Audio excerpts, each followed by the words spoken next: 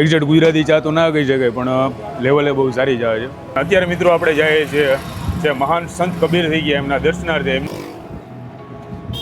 T shirt ને shirt ને બધું ફાડી નાખે પણ એ બધાની એક મજા હોય છે. જય સંત કબીર. સંત કબીરનું તમે સ્ટેચ્યુ જોઈ શકો છો જે બીજકના પ્રણેતા હતા.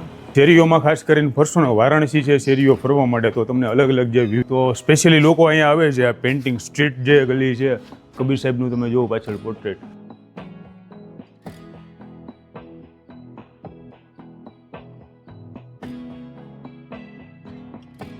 કે કોઈ આકાશ વાદળ નથી ફાટી પડવાનું, પણ અંદરનું જે ખોડિયું છે ને એ ગમે ત્યારે નીકળી જાય છે. એ પ્રલય ગમે ત્યારે આવશે. चबूतरा के नाम से ही बहुत प्रसिद्ध है, जो कबीर चौरा मोहल्ला बना है जी.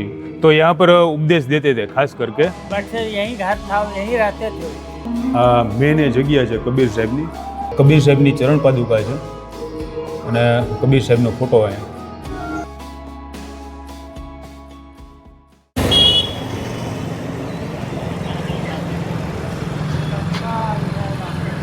તો ગુડ મોર્નિંગ ગાઈસ, કેમ છો? મજામાં? મારું નામ છે પરમાર દીપક અને ચેનલનું નામ છે ગુજરાતી ટ્રાવેલ વ્લોગર. તો હું છું મિત્રો અત્યારે કાશી વારાણસીમાં અને સવારનો ટાઈમ છે મિત્રો. અને આજે આપણે મિત્રો દર્શન માટે જવાના છે જે મહાન સંત કબીર જે થઈ ગયા એમની જન્મસ્થળી છે વારાણસી. તો આપણે ત્યાં દર્શન માટે જઈશું. અત્યારે છું મિત્રો આ જગ્યાએ એક ચોક છે અને આપણે આવ્યા છે મિત્રો અહીંયા ચા પીવા માટે. કેમ કે તમને ખ્યાલ હશે જે ગુજરાતી ચા, કડક ચા જે પી છે એમને બહારની સાઈડ કોઈ પણ સ્ટેટમાં ચા નથી એટલી પસંદ આવતી. કે 2-3 દિવસથી હું અહીંયા ચા પીવા માટે આવું છું અને સ્પેશિયલ મોસ્ટલી અહીંયા તમે જોઉં ને તો કુલ્લડ ચામાં પીવાય છે. આ બધા કુલ્લડ છે, તમે ક્વોન્ટિટી જોવો.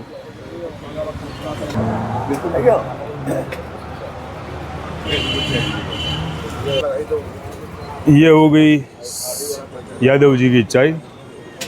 મિત્રો સવારનો ટાઈમ થઈ ગયો છે અને સવારની ચહેલપહેલ. તો અહીંથી મિત્રો આપણે ચા પીને જઈશું. જો કે યાદવજીની ચા છે મિત્રો ખૂબ સુપર ચા છે. એક્ઝેક્ટ ગુજરાતી ચા તો ના કહી શકાય પણ લેવલે બહુ સારી ચા છે. તો મિત્રો ફાઇનલી રિક્ષા મળી ગઈ છે આપણે ગોદલિયા ચોકડી સુધી અને ત્યાંથી આપણે એક બીજી રિક્ષા પકડશું કબીર ચોરાહા સુધી. પણ આજે મેન રસ્તો છે જ્યાં આપણે મિત્રો ઘણા ટાઈમથી રહીએ છીએ. સામે આગળ એક આશ્રમ આવે છે જ્યાં આશ્રમમાં આપણે અરાઉન્ડ 2-3 દિવસથી રોકાણા. 400 વર્ષ જે જૂનો એક આશ્રમ છે, મઠ. પણ અત્યારે મિત્રો આપણે જઈએ છીએ જે મહાન સંત કબીર થઈ ગયા એમના દર્શનાર્થે. એમની જે જન્મભૂમિ છે વારાણસી અને એમનું જે ઘર હતું ત્યાં આપણે દર્શન માટે. તો મિત્રો નવા હોય તો જરૂરથી ચેનલને લાઈક કરજો, ફોલો કરજો, સબસ્ક્રાઈબ કરજો. તો બન્યા રહો મિત્રો બ્લોગમાં.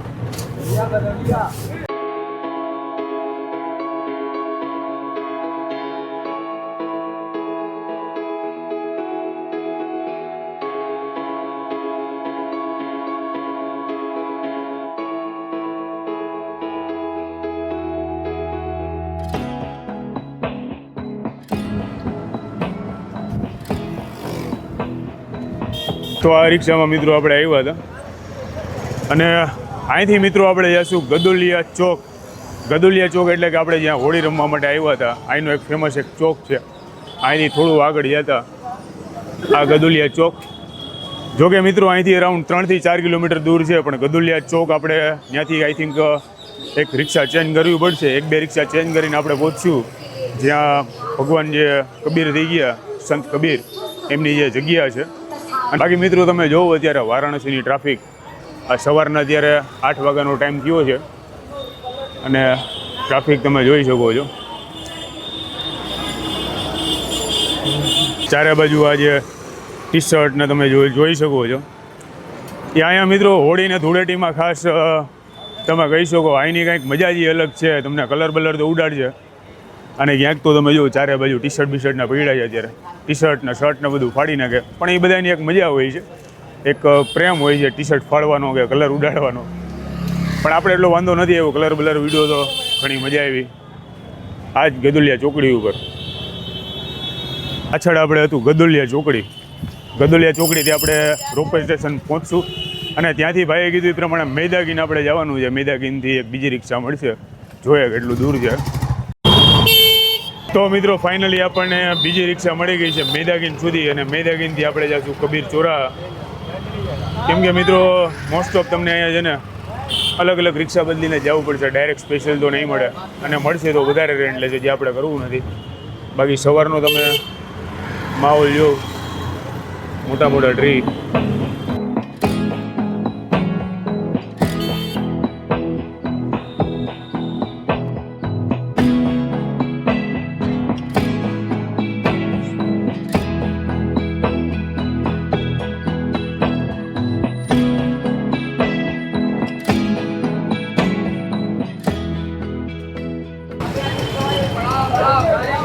તો મિત્રો ફાઇનલી આપણે પહોંચી ગયા છીએ અત્યારે મેદાગીન.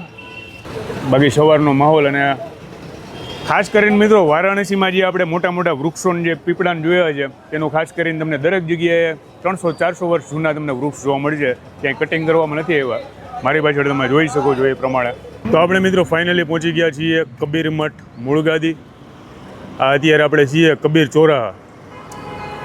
તો મિત્રો 2 રિક્ષા બદલી અને અરાઉન્ડ 1.5 કિલોમીટરનું વોકિંગ કરીને આપણે ફાઇનલી પહોંચી ગયા છીએ અત્યારે કબીર મઠ તિરાહા. સ્ટેચ્યુ તમે જોઈ શકો છો. જય સંત કબીર. સંત કબીરનું તમે સ્ટેચ્યુ જોઈ શકો છો, જે બીજકના પ્રણેતા હતા. આ બાજુ કબીર મઠ છે. તો ચાલો મિત્રો આપણે અહીંથી જઈએ, અરાઉન્ડ 100-200 મીટર અહીંથી વોકિંગ ડિસ્ટન્સ છે. તો અહીંથી વોક કરીને આપણે જઈએ કબીર મઠ, જ્યાં સંત કબીર જેમની મેઇન જગ્યા છે, ત્યાં ઘણા વર્ષનું આયુષ્ય તેમણે વિતાવ્યું, અને જ્યાં બીજક ગ્રંથ લખ્યો, જ્યાં ધ્યાન યોગ કર્યો. તો પાછળ તમે જોયો કબીર ચોરાહા, અને આ એ સ્ટ્રીટ છે.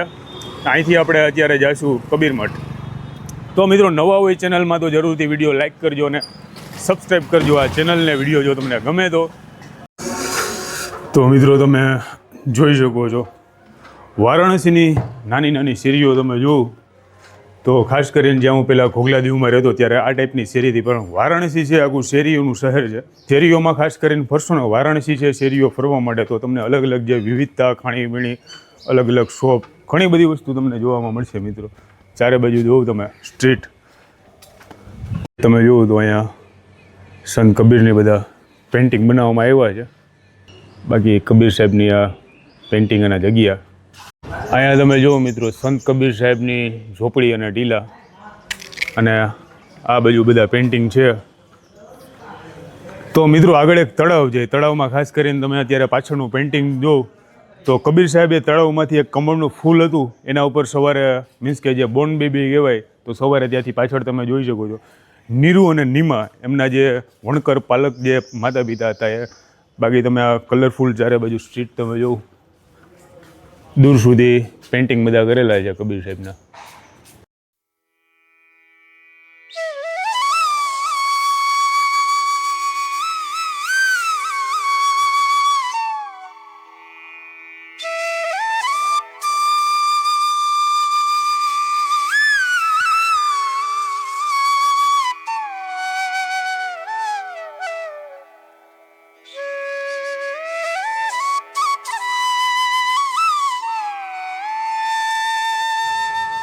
ડિફરન્ટ વિવિધ પ્રકારના પેઇન્ટિંગ બનાવવામાં આવ્યા છે. તો સ્પેશિયલી લોકો અહીંયા આવે છે. આ પેઇન્ટિંગ સ્ટ્રીટ જે ગલી છે કબીર સાહેબનું તમે જુઓ પાછળ પોર્ટ્રેટ, તો આખું મસ્ત રંગ અલગ અલગ પેઇન્ટિંગ વિવિધ બનાવેલા છે.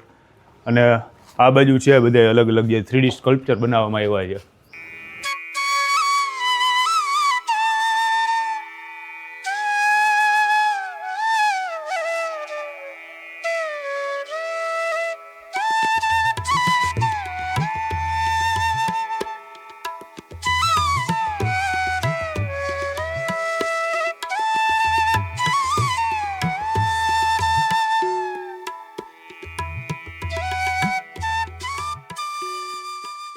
મારી પાછળ તમે ગેટ જોઈ શકો છો. મેઇન ગેટ હોય તો પાછળ ગલીમાંથી તમે અહીંયા આવી શકો. આ મેઇન જગ્યા. તો ચાલો જઈએ અંદર.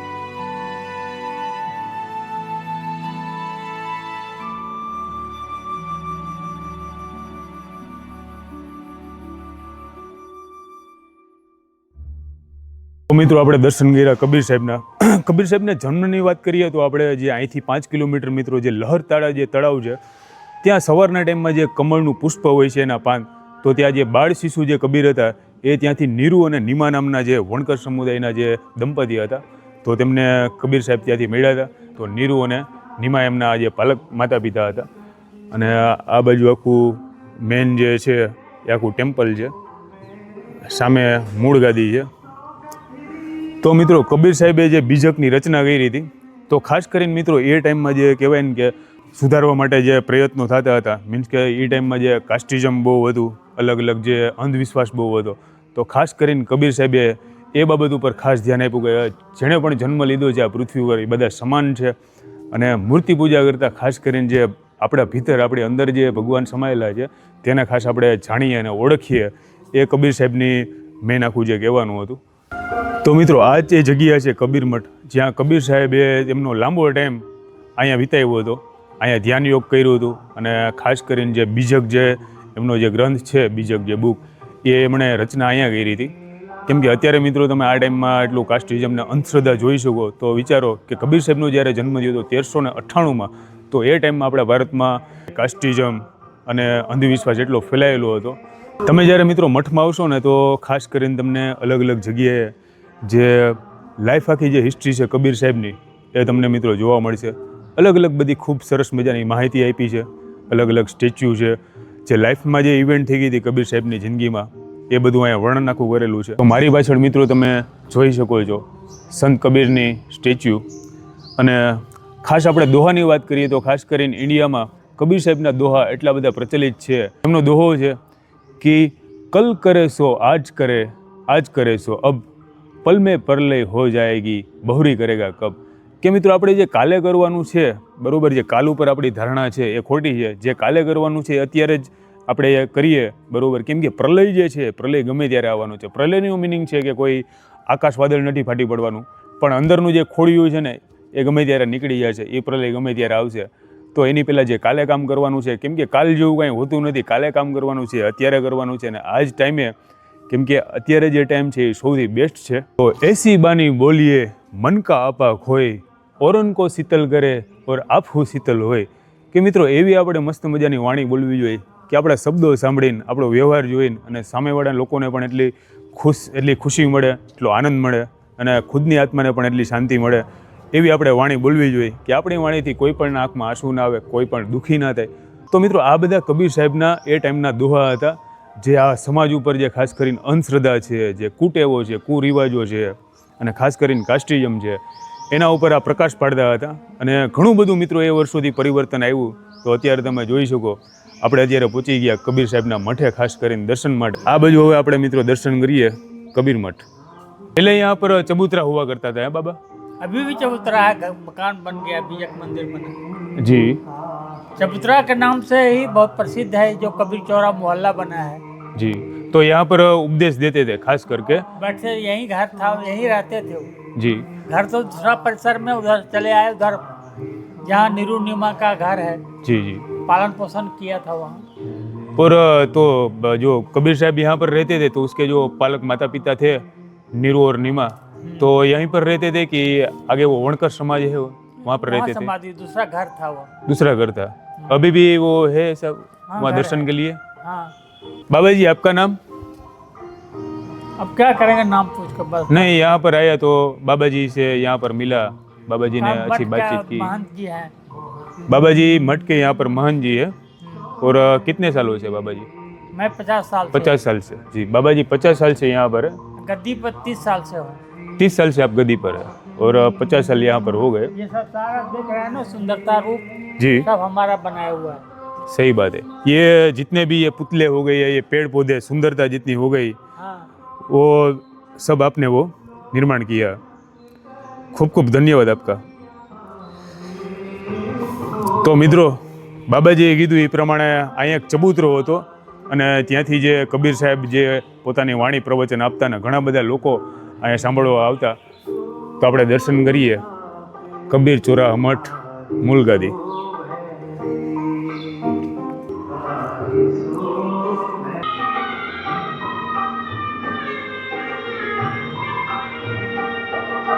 મારી પાછળ મિત્રો તમે જોઈ શકો છો આ મેન એ જગ્યા છે કબીર સાહેબની કે જ્યાંથી કબીર સાહેબ જે અલગ અલગ પ્રવચન આપતા કહીએ મિત્રો તો આ કબીર સાહેબની ચરણ પાદુકા છે અને કબીર સાહેબનો ફોટો અહીંયા